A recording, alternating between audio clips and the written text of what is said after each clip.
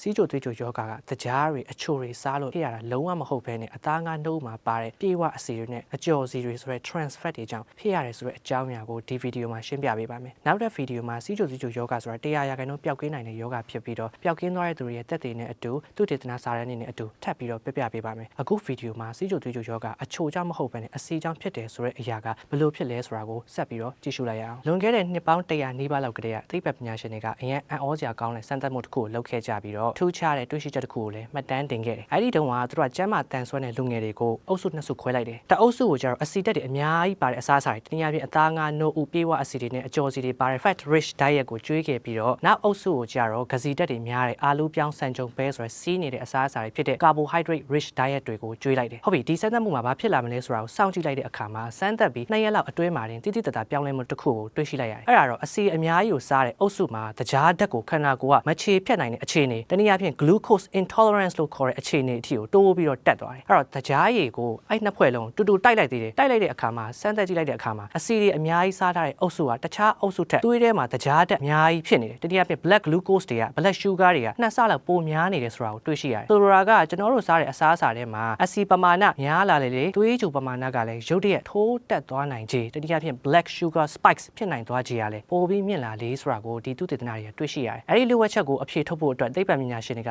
10စုနှစ်ပေါင်း9ခုလောက်ထိကိုအချိန်ယူခဲ့ရတာ။ဒါပေမဲ့ဒီတွေ့ရှိချက်ကပဲကျွန်တော်တို့အခုလက်ရှိသိထားတဲ့ type 2 diabetes လို့ခေါ်တဲ့စီးချိုသွေးချိုအမျိုးအစားနံပါတ်1ဘာကြောင့်ဖြစ်ရလဲဆိုတဲ့အဖြေကိုလည်းရရှိစေခဲ့တာဖြစ်တယ်။ဥပမာအားဖြင့်အားကစားသမားတွေက athletic ပြိုင်ပွဲဝင်တဲ့သူတွေပဲဖြစ်ဖြစ်ပြိုင်ပွဲမဝင်ခင်မှာသူကဂစီတက်အများကြီးပါတဲ့အစားအစာတွေစားတယ် carb loading food လို့ခေါ်တယ်။သူတို့ဘာကြောင့်လို့အဲ့လိုမျိုးလောက်ကြလဲဆိုလို့ရှိရင်သူတို့ရဲ့ခန္ဓာကိုယ်မှာရှိတဲ့ကြွက်သားတွေကလောင်စာဓာတ်ကိုတနည်းအားဖြင့် fuel supply တွေကိုအပြည့်အဝစုဆောင်းထားခြင်းလို့ပဲတနည်းအားဖြင့် carbohydrate တွေအများကြီးစုထားခြင်းတာကျွန်တော်တို့စားလိုက်တဲ့ carbohydrate ဆိုတဲ့ဂစီဓာတ်တွေကဒီအစာခြေတဲ့စနစ်ကနေတဆင့်တကြားဓာတ်အဖြစ်ဖြိုခွဲလိုက်ပြီးတော့ကျွန်တော်တို့ဥတွေကနေမှတဆင့်အဲ့တကြားဓာတ်ကိုစုပ်ယူပြီးတော့အဲ့တကြားဓာတ်ကသွေးထဲကိုရောက်သွားပြီးတော့ black glucose အဖြစ်လဲပတ်သွားလာနေတယ်ကျွန်တော်တို့ရဲ့ကြွက်သားတွေကအဲ့ဒါကိုစွမ်းအင်အဖြစ်အသုံးပြုဖို့ဒါမှမဟုတ်တူလောင်ဖို့အတွက်အဲ့ဒီ glucose တွေကိုဆွဲပြီးတော့သွေးတွေကနေမှတဆင့်ယူလိုက်တယ်ဒါပေမဲ့ဒီနေရာမှာသိထားရမယ့်အရာကသွေးထဲမှာတကြားဓာတ်က vampire တကောင်လိုပဲသူကအိမ်ထဲဝင်ဖို့အတွက် invitation တနည်းအားဖြင့်ဖိတ်ခေါ်ချက်မရှိဘူးဆိုလို့ရှိရင်သူကကျွန်တော်တို့ရဲ့ကြွက်သားဆဲတဲ့ကိုဝင်ခြင်းစလုံးဝင်လို့မရဘူးဒီအချိုတက်တွေကြွက်သားဆဲတဲ့ကိုဝင်ဖို့ဖိတ်ခေါ်ဖို့တယောက်တော့လိုအပ်တယ်အဲ့ဒါတော့ဘာလို့လဲဆိုလို့ရှိရင်ကျွန်တော်တို့ရဲ့အစာအိမ်အနောက်မှာရှိတဲ့မုတ်ချိုအိတ်ကထုတ်တဲ့ insulin ပဲ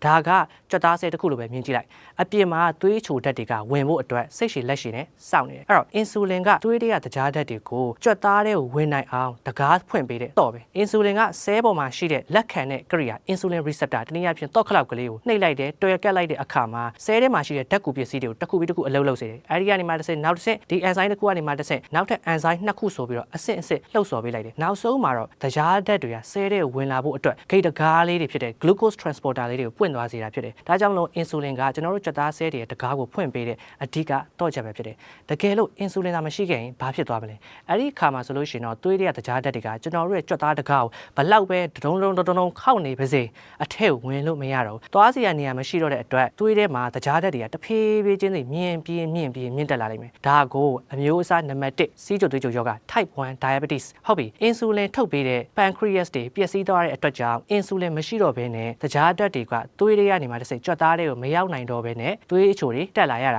ာဒါပေမဲ့ဒီထက်ပိုပြီးအဖြစ်များတဲ့စီးချိုသွေးချိုယောဂနံပါတ်2ကဘလို့ဖြစ်လာလဲဆိုလို့ရှိရင်အဲ့ဒါကတော့ insulin တော့အလုံးလောက်ရှိနေပါရဲ့နဲ့ဒါပေမဲ့ insulin ကအလုံးမလုံးတော့တဲ့အခြေအနေမျိုးမှာဖြစ်သွားတဲ့အခါမှာတနည်းအားဖြင့်တော့ရှိနေပါရဲ့နဲ့တော့ခလောက်ကသူ့အထဲမှာတစ်ခုခုဆေးကပ်ပြီးပိတ်ဆို့နေတဲ့အချိန်မှာဖြစ်နေသလိုမျိုးပဲအဲ့ဒါကိုကျွန်တော်တို့က insulin ခုခံမှုတနည်းအားဖြင့် insulin resistance လို့ခေါ်တယ်တနည်းအားဖြင့်ကျွန်တော်တို့ရဲ့ကြွက်သားဆဲလေးတွေက insulin အာနိသင်တုံ့ပြန်မှုမရှိတော့ဘဲနဲ့ပြန်ပြီးခုခံလာတာတော့ခလောက်ကိုဘာလာပြီးပိတ်ဆို့နေတာလဲလို့ပြောရမယ်ဆိုလို့ရှိရင်တော့အဖြေကတော့အစီဆိုတဲ့ fat ကြောင့်ပါပဲသိပ္ပံနည်းကြအခေါ်ပေါ်ရတော့ intracellular myolipids လို့ခေါ်တယ်ကျွန်တော်တို့ကြွက်သားဆဲတွေထဲမှာရှိနေတဲ့အစီတွေသွေးထဲမှာရှိတဲ့အစီတွေကကြွက်သားဆဲထဲမှာစုပြုံလာပြီးတော့အစိတ်အတောက်ဖြစ်စေတဲ့အစီဓာတ်ကျွန်း toxic fatty acid breakdown products တွေအဖြစ်နဲ့တနည်းအားဖြင့်အစိတ်တောက်တွေဖြစ်တဲ့ free radical လို့ခေါ်တဲ့အစိတ်တောက်တွေကိုဖြစ်ပေါ်စေတယ်အဲ့ဒီအရာတွေက insulin တော့ကနေတကားဖွင့်ပေးဖို့ပေးပို့လိုက်တဲ့အချက်ပြစနစ် signaling pathway တွေအကုန်လုံး enzyme တွေအကုန်လုံးရဲ့လုပ်ငန်းစဉ်တစ်ခုလုံးကိုပိတ်ဆို့နှောက်ယှက်လိုက်တယ်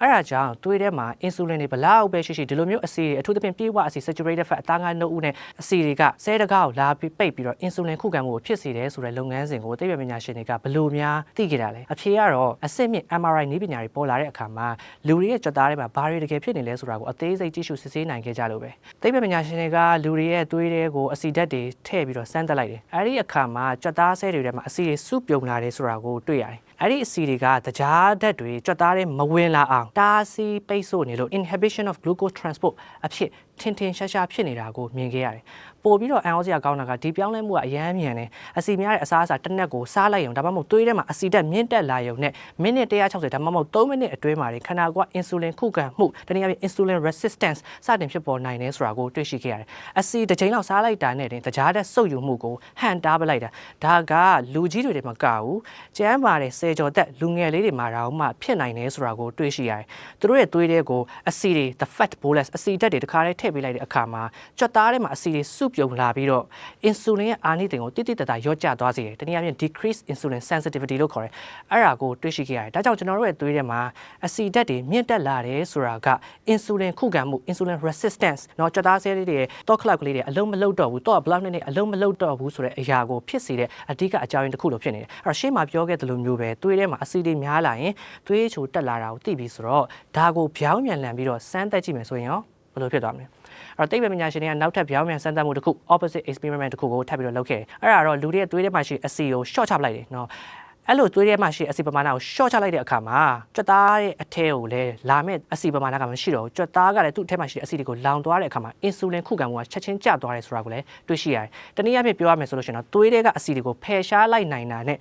သွေးတွေကတကြားဓာတ်တွေကိုလည်းထိရောက်စွာဖယ်ရှားသွားနိုင်တာပဲဒါကြောင့်မလို့ဒီအချက်ကပဲကျွန်တော်တို့အစောပိုင်းကပြောခဲ့တဲ့တွေးရှိချက်တွေကိုရှင်းပြနေတာဖြစ်တယ်အစီများတဲ့အစားအသောက်တွေတနည်းအားဖြင့် ketogenic diet လို့ခေါ်တဲ့အသားငါးနှုတ်ဥနောက် carbohydrate လုံးဝမပါတဲ့အစီနဲ့ protein မပါတဲ့အစားအစာမျိုးတွေကကျွန်တော်တို့ရဲ့ insulin တွေကိုကောင်းကောင်းအလုံးမလုံးနိုင်တော့ပဲကျွန်တော်တို့ရဲ့ခန္ဓာကိုယ်တွေက insulin ကိုခုခံလာတာကိုဖြစ်စေတယ်ဒါပေမဲ့စန့်ကျင်မဲ့အနေနဲ့ကျွန်တော်တို့အစားစားတဲ့အခါမှာအစီပမာဏနည်းသွားလေးလေး saturated fat တွေ trans fat တွေနည်းသွားလေးလေး insulin အာနိသင်ပမာဏကပိုပြီးကောင်းမွန်လာလေးလေးပဲဒါကြောင့်မလို့အနှစ်ချုပ်ပြောရမယ်ဆိုလို့ရှိရင်တော့ pre diabetes စီးကျိုသွေးကျိုအကျိုးယောဂရှိနေတဲ့သူတွေကType 2 diabetes အမျိုးအစားနံပါတ်2စီးကျိုသွေးကျိုယောဂရှိနေတဲ့သူတွေရဲ့အဓိကဒီယောဂကိုဖြစ်ရတဲ့အကြောင်းရင်းဖြစ်တဲ့ insulin ခုခံမှုဆိုတာ insulin resistance ကို short ချခြင်းနဲ့ဆိုလို့ရှိရင်တော့အဓိကတရခံဖြစ်တဲ့ saturated fat trans fat တနည်းအားဖြင့်ပြေဝအစီအသားငါးနှုတ်မှာပါတဲ့အစီတွေနဲ့ဟင်းသီးဟင်းရွက်အကျော်စီတွေကို short ပြီးစားခြင်းအပြင်သင်ရဲ့ကျန်းမာရေးကပြန်လည်ကောင်းမွန်လာပြီးတော့ရှိနေတဲ့စီးကျိုသွေးကျိုနံပါတ်2ယောဂဒီ completely curable reversible 100%ပျောက်ကင်းနိုင်တဲ့ယောဂမျိုးဖြစ်ပါတယ်အဲ့တော့စီးကျိုသွေးကျိုယောဂဆိုတာအချို့ကြောင့်မဟုတ်ပဲအစီကြောင့်ဖြစ်တယ်ဆိုတာသိသွားပြီဆိုတော့ကျွန်တော်တို့နောက်ထပ်ဗီဒီယိုမှာစီးကျိုယောဂက100%ပျောက်ကင်းနိုင်တဲ့ယောဂဖြစ်တယ်ဆိုတာကိုပျောက်ကင်းသွားတဲ့သူတွေရဲ့သက်သေနဲ့အတူသူတေသနာစာရင်းအနေနဲ့အတူသူတို့စားတောက်တဲ့စားတောက်မှုပုံစံမျိုးတွေနဲ့အတူပြန်လည်ပြီးတော့တင်ဆက်ပေးပါမယ်အဲ့ဒီဗီဒီယိုကျတော့နည်းနည်းလေးရှင်းနိုင်ပါတယ်ကျွန်တော်တို့နောက်ထပ်ဗီဒီယိုမှာပြန်လည်ပြီးတော့ဆုံတွေ့ပါမယ်အားလုံးပဲကျန်းမာကြပါစေ